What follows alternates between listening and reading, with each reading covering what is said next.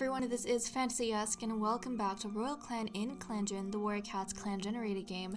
When we left off in the previous episode, the Grotto's two royal hunters, King Fernstar and one of the apprentices, Quillpaw, went out to find some food for the clan because it was, well, it wasn't Leaf Bear, it was, New Leaf.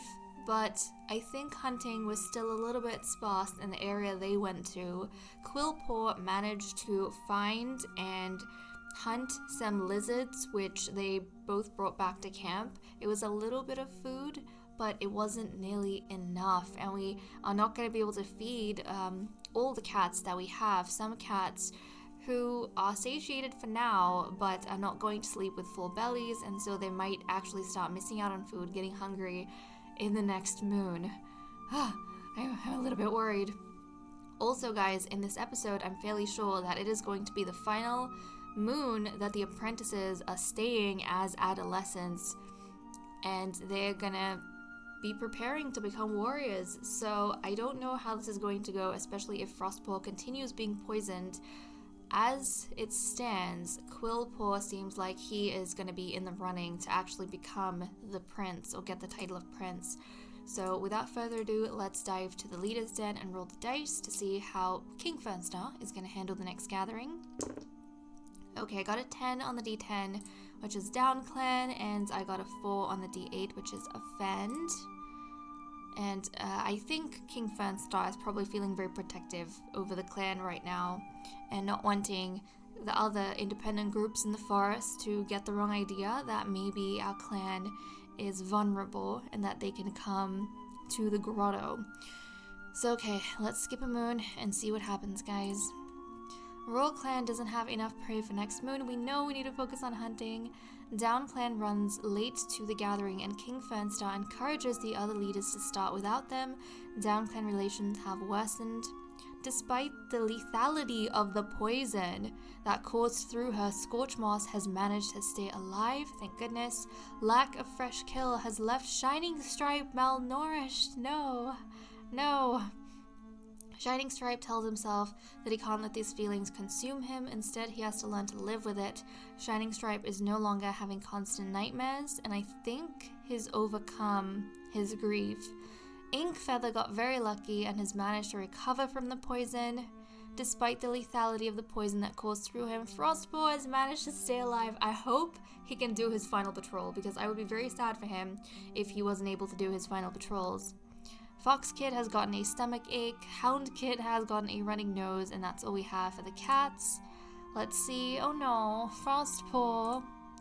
He's grief-stricken. Okay, so he's overcome his poison, unfortunately, but he's still, fortunately, he's overcome the poison, but unfortunately, he is still mourning the death of his father. So yeah, he is definitely not going to be in line to become prince. It's kind of wild, isn't it? We kind of said from a very young age that Quillpaw was the more talented brother. And even though the first couple of moons Frostpaw was doing really well, circumstances, but also talent made it so that Quillpaw ended up on top anyways. But just confirming, yes, 11 moons. This is their final moon as apprentices. But thankfully, it seems as though we have 2 more hunters that are going to be helping us during patrols. Ink Feather, she's feeling good, and so is Shining Stripe, so I am glad. Oh, hold on! I just realized. Shining Stripe. Shining Stripe, he knew that it was his apprentices and his nephew's, final moon before he became a warrior, and he pulled himself out of his grief, I think, for his nephew, so that he could, guide his nephew through the final patrol. I think that's what happened. Bearpelt and Frostpaw, they're still lost in their grief. But Shining Stripe, he was like, no, I'm still mourning my mother, but I have to get out of this because my apprentice, my nephew, needs me. Shining Stripe, I respect you so much right now. Okay, let's check out the medicine cat den. Scorch Moss was given ragwort as treatment for poisoning, and then she recovered. Shining Stripe was given time as treatment for grief-stricken. He recovered. Shining Stripe no longer is having constant nightmares. Shining Stripe was given time as treatment for being malnourished. And oh my goodness, yes, he's malnourished, and he still got himself up so that he can go be there for his nephew. Flare Freckle was given time as treatment for grief-stricken. Bearpelt was given time as treatment for grief-stricken. Inkfeather was given ragwort as treatment for poisoning, and then she recovered from that. Frostpaw was given time as treatment for grief-stricken.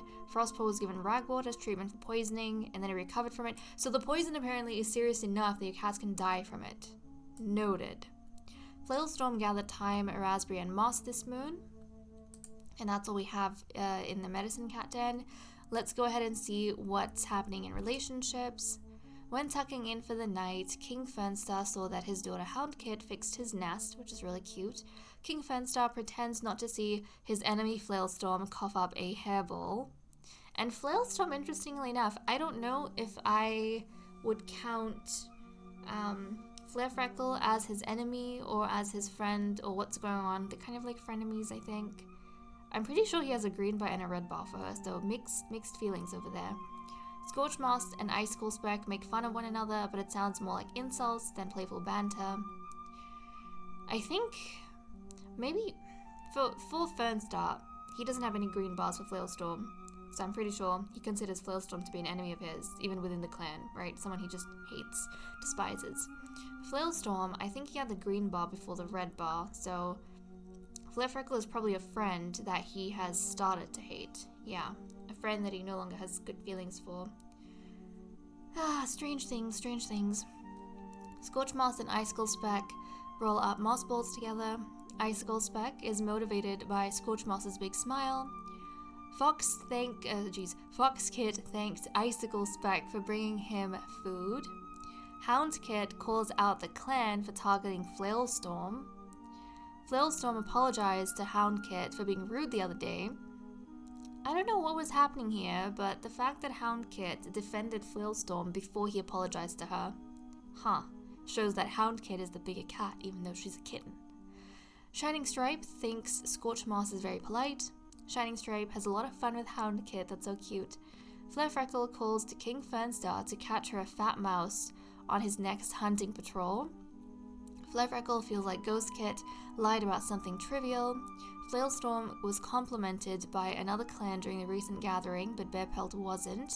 Bearpelt and Ghostkit sincerely apologized to one another.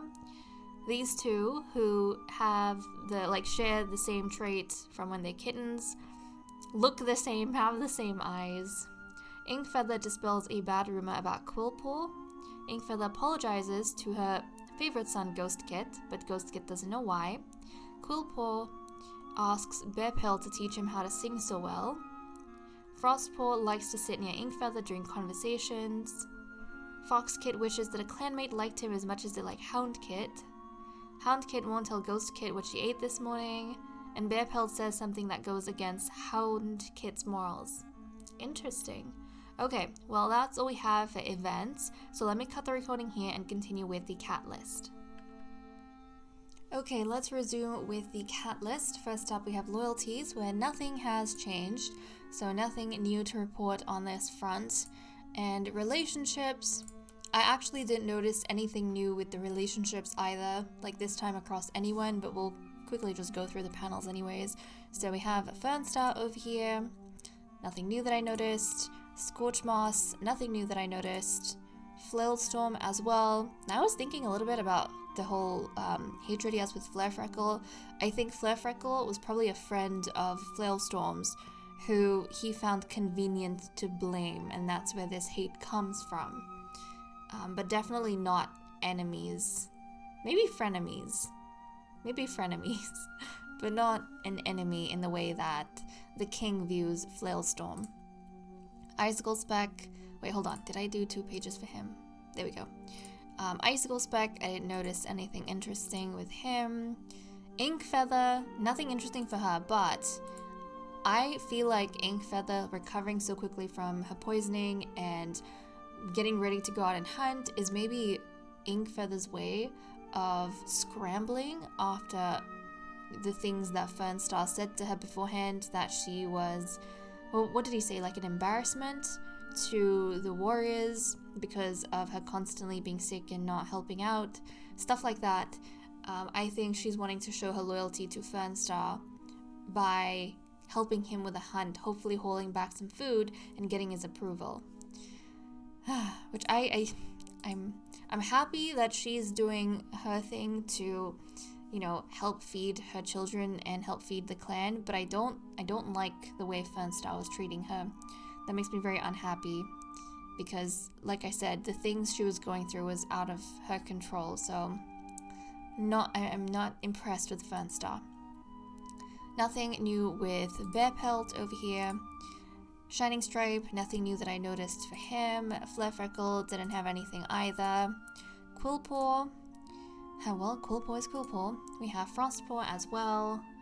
Another apprentice, and then the kittens, Fox Kit, Ghost Kit, and Hound Kit. So that's all we have for the relationship panels. Now let's see what everyone's doing for the day. Let's see, King Fernstar, so I too like Kit playing with a kitty pet. He's satiated at 66. Scorchmaw, so a kitty pet sitting calmly next to a dog. She's satiated at 66. Flailstorm is looking forward to the half moon meeting. He's satiated at 66. So I guess he couldn't stuff himself full this time around. I was really mad at him in the last episode, guys, and I still have some lingering anger, but still. Icicle Speck is relieved he broke up an argument before it started. He's satiated at 66. Inkfeather, Purrs is a cool breeze, hits her. She's satiated at 75, so she still had food, but a little bit less than last time. I think she was one of the stuffed cats last time, but there definitely wasn't enough to go around, even if she does have the privilege of being a consort. Bear Pelt is in the medicine cat den. He's satiated at 66. Shining Stripe is wondering if clouds are as soft as they look. He's very hungry at 40. He's malnourished, but he is still working up the strength to go hunt, guys. I am so impressed at Shining Stripe. Like, he's really standing out in this episode, I think. Flare Freckle pretends the mouse she's chasing is a bird and she's a hawk. She's satiated at 66. Quillpaw pretends to be busy and, you know, finally the apprentices are taking a hit with the food. He's satiated at 66. Frostpaw caught the biggest mouse ever, like seriously. Maybe he managed to like get a huge mouse in his dreams because we don't have enough food. He's satiated at 66. Fox Kit enjoys the warmth of New Leaf. Oh no, he's hungry. He has a stomach ache. This is not good. Ghost Kit is trying to force his way into being allowed to guard camp. He's hungry at 50. That's not good. And Hound Kit jumps out of a hiding spot, startling Quillpaw, probably to ask for food when he goes out to hunt. She's hungry at 50, which is not good. If we've learned anything from like past clans we've done, is that the kittens must be fed, because the kittens can die within, I think, 2 moons. Like the other cats, when they get hungry in portions, fragments, you know? But not for the kittens. They, within 2 moons, they go from full to hungry to starving and dead, essentially. So if we can't find food, if we cannot feed the kittens, we could lose them. And obviously they're too young to fend for themselves right now. I did not think that we would get to this point where maybe our kittens are going to be put to risk, but I think that would be a big hit, not only to Inkfeather, but to Fernstar if we lost this batch of kits. So, fingers crossed, it doesn't come to that.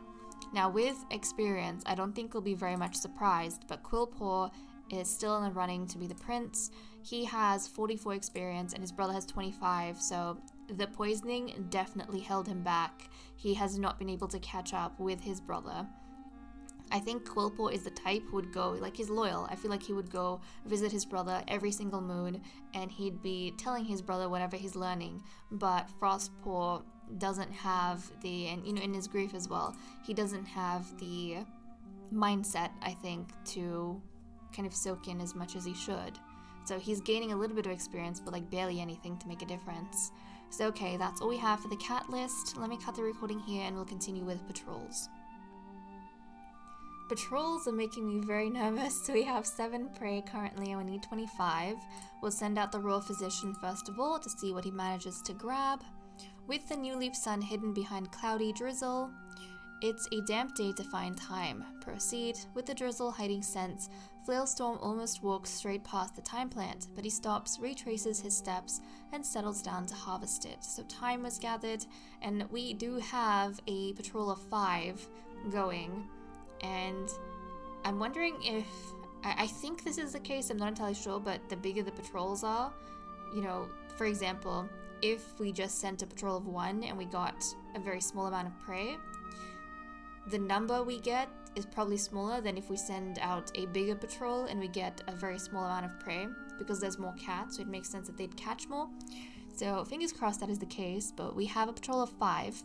So Quillpaw, his mentor Shining Stripe, who's going to be with him on his final kind of patrol as an apprentice, Inkfeather, Scorchmoss, and Fernstar. So let's see how they go, guys. Let's see if they manage to hold back some food.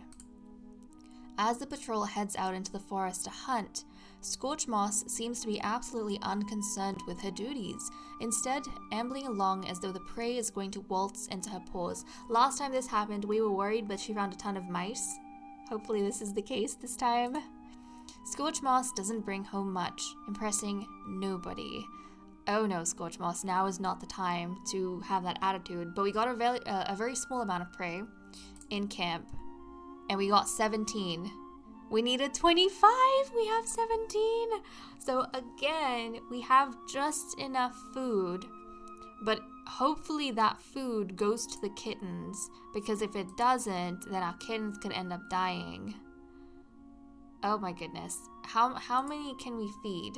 We can feed up to 5 warriors with this amount of prey. So I think it did help that we got, we had a bigger patrol going out. I think it helped, but we still don't have enough to feed everyone. So, oh my goodness, guys, I'm worried. I don't know how they're going to distribute the food, but hopefully it's enough to keep the kittens going.